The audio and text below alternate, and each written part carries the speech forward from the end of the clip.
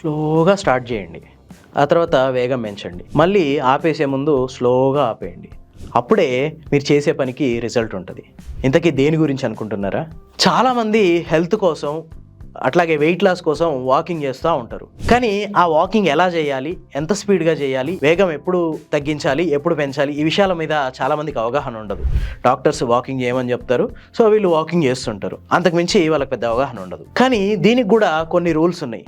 First rule ఏంటంటే walking చేస్తున్నప్పుడు phone చూడకూడదు.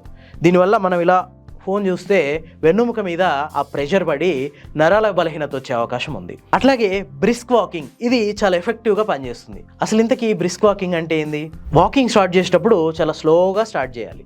ఆ తర్వాత క్రమంగా వేగం పెంచాలి. ఇంకా చాలు ఆపేద్దాం అనుకున్నప్పుడు ఒకేసారి వేగంగా ఆపేయకుండా నెమ్మదిగా తగ్గిస్తూ ఆపేయాలి. నడక వేగంగా నడవాలి. అది ఎంత వేగం అంటే ఆయాసం రాకూడదు, వేగంగా నడవాలి, హార్ట్ బీట్ పెరగకూడదు. నిమిషానికి 100 అడుగులు వేయాలి. ఇది బ్రిస్క్ వాకింగ్ కింద లెక్క వస్తుంది. స్ట్రైట్ గా నిలబడాలి, సరైన షూ వేసుకోవాలి, చేతులు ముందుకు వెనక్కి ఊపుతూ నడవాలి.